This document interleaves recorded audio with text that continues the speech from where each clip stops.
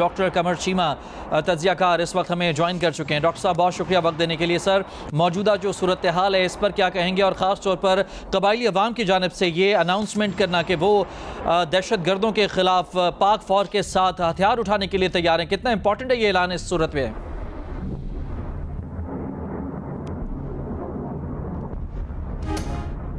अफगानिस्तान के जो इस वक्त तालिबान है वो भूल गए कि वो पाकिस्तान के अंदर यहाँ पे 40 साल जो हमने अपने अफगान भाइयों की मेहमान नवाजी की, वो तालिबान इन दहशत गर्दों की हमायत में इतना आगे चले गए कि पाकिस्तान की मेहमान नवाजी भी भूल गए और अपने कबायली बहन भाइयों की मेहमान नवाजी भी भूल गए।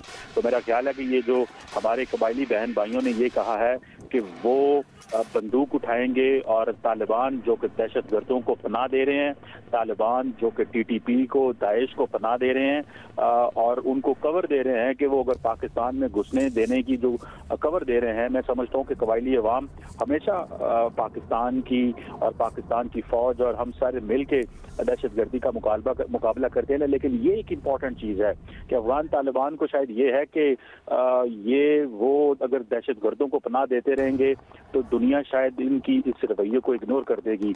एक तरफ इन्होंने अमेरिका से मुआहदा किया था, बैनुल अक़वामी दुनिया को कहा था कि ये दहशतगर्द जमातों को पनाह नहीं देंगे, ये फिर TTP और दाइश को पनाह दे के, अलकायदा को पनाह दे के ये बता रहे हैं कि ये सुधरे बिल्कुल नहीं है, ये बिल्कुल अपनी रवश पे कायम है। अगले दिन 4 मुल्कों ने मिल के, पाकिस्तान, चाइना, रशिया, ईरान ने ये फैसला किया और कहा कि अफगानिस्तान को दहशतगर्द जमातों को पनाह नहीं देनी चाहिए।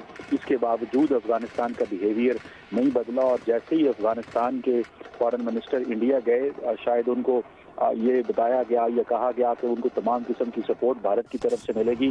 तो शायद ये चीज़ को देखते हुए अफगान तालिबान ने दोबारा TTP की जो तश्कीलें हैं और उनको दोबारा पाकिस्तान जो है वो जाने दिया। और यही वजह है कि कबायली अवाम इस चीज़ को नापसंद करते हैं। कबायली अवाम समझते हैं कि कबायली इलाकों का जो अमन है वो अफगान तालिबान ख़राब कर रहे हैं। कबायली अवाम ये समझते हैं कि जो इस इलाके में जो इकोनॉमिक एक्टिविटी है और जो सोशल कोहेजन है, जो हमारा आपस में मिलना जुलना है, वो दहशत गर्दों की वजह से ख़राब हो रहा है। दहशतगर्द जब इन इलाकों में आते हैं तो जाहिर बात है कबायली अवाम को बुरा लगता है और अफगान तालिबान पे कई दफ़ा प्रेशर डाल चुके हैं कि ये दहशतगर्दों को, TTP को ना आने दिया जाए। लेकिन मैं समझता हूँ कि ये अफगान तालिबान की जो ये रवश है कि ना तो वो बैनुल अक़वामी मुआहदों की पासदारी करते हैं, ना यही वजह कि आज तक उन्हें कोई रिकग्नाइज नहीं कर रहा। यही वजह कि अफगान तालिबान को दुनिया में कोई रिकग्नाइज नहीं करता बिकॉज उनको इस चीज़ का अंदाज़ा है कि ये एक रिस्पॉन्सिबल प्लेयर नहीं है। और मैं समझता हूँ कि हम तो सबसे ज़्यादा इनसे मुतासर हुए और सबसे ज़्यादा जो इस वक्त बुरा लग रहा है वो हमारे कबायली अवाम को लग रहा है बिकॉज वो ये समझते हैं कि तालिबान के आने के बाद शायद ताल्लुकात नॉर्मलाइजेशन की तरफ जाते, एक ट्रेड बढ़ती, कारोबार बढ़ता, ज़िंदगी नॉर्मल होती। लेकिन तालिबान ने ये फैसला किया है कि वो दहशतगर्द जमातों को जो पनाह देंगे वो उसी अंदाज से रहना चाहते हैं और वो अपनी आप को बदलना नहीं चाहते। मैं समझता हूँ ये चीज़ ना तो पाकिस्तान बर्दाश्त कर सकता है, ना ये चीज़ कबायली अवाम बर्दाश्त कर सकते हैं, ना ये चीज़ इंटरनेशनल कम्युनिटी बर्दाश्त कर सकती है। ये हो नहीं सकता कि पाकिस्तान जो है वो इसी तरह इन चीज़ों को जाने दे। पाकिस्तान ने जब भारत के खिलाफ जंग की थी तो वो जंग भी कौम ने लड़ी थी और अफगान तालिबान को इस चीज़ का पता होना चाहिए कि ये जंग भी पाकिस्तान के लोगों ने लड़नी है। अगर अफगानिस्तान ये समझता है कि इसी तरह अब वो पैगाम भेज रहे हैं कि हम मज़ीद कुछ नहीं करना चाहते, हम मज़ीद वो एक तो जारी बात है चेक पोस्टों से भाग रहे हैं और उनकी पोजीशन जारी बात है कॉम्प्रोमाइज़ हुई है, वो पैगाम मीडिया को दे रहे हैं कि हम नहीं लड़ना चाहते बिकॉज उनको पता है कि ये कैपेबिलिटी वो नहीं रखते। लेकिन जो गुस्सा इस वक्त कबायली अवाम में है, क्योंकि कबायली अवाम ने इनको हमेशा इनकी मेहमान नवाजी की। कबायली अवाम ने हमारे पाकिस्तान के कौन सा ऐसा हॉस्पिटल है जहाँ पे आके ये अपना इलाज नहीं करवाते अफगानिस्तान से हमारे दोस्त भाई, लेकिन वो भी परेशान है। अफगानिस्तान के लोग परेशान हैं कि तालिबान ने उनका पाकिस्तान में जाना भी मुश्किल कर दिया है क्योंकि तालिबान का मसला ये है कि वो इन दहशतगर्द ग्रुपों के बगैर नहीं रह सकते। जिसकी वजह से अफगानिस्तान की आवाम को मुश्किल हो रही है।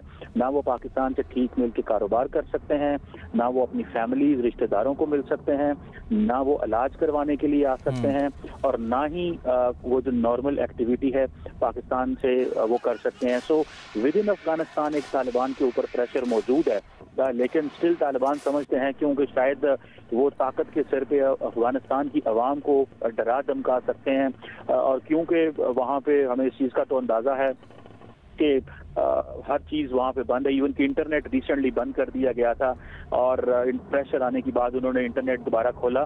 तो मैं समझता हूँ कि ये अफगानिस्तान की आवाम को उठना चाहिए, और उनको जो अफगानिस्तान की आवाम को कोशिश करनी चाहिए कि वो अपना जो इक़्तिदार है वो अपने हाथों में लें। अफगानिस्तान की आवाम को ये फैसला करना है। डॉक्टर साहब, कबायलियों के हवाले से आपने बात की, जो ये एक्सपेक्ट कर रहे थे कि तालिबान की हुकूमत अफगानिस्तान में आने के बाद जो हालात हैं दोनों मुल्कों के वो बेहतरी की जानिब जाएंगे, लेकिन ऐसा होता दिखाई नहीं दे रहा। फिर DGI-SPR की जो गुज़िश्ता जो प्रेस कॉन्फ्रेंस थी उसमें भी यही उनकी जानिब से कहा गया था कि जो लोकल हैं, जो कबायली हैं, जो इलाका मकीन है इन इलाकों के, वो मदद करें दहशत गर्दों को आइडेंटिफाई करने के लिए। फिर ख्वाजा आसिफ साहब का भी ये बयान आया कि जिन इलाकों में जो दहशत गर्दों की पनाहगाहें हैं, मकीनों को, वहाँ के लोगों को इसका इल्म होता है, अगर वहाँ के लोग खामोश रहेंगे तो ये नीम रजामंदी साबित होगी, तो उनको भी उठ खड़े होना होगा। और अब बाकायदा तौर पर कबायली अवाम का ये ऐलान करना कि वो दहशत गर्दों के खिलाफ पाक फौज के साथ हैं, बड़ी इंपॉर्टेंट ये बात है।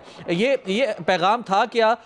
ये भी आपको बताते हैं, कबायली अवाम ने ये कहा कि अफगानिस्तान की जानिब से खैबर पख्तूनख्वा में दरअंदाजी करने वाले दहशत गर्दों के खिलाफ हथियार उठाने का ऐलान कर दिया है।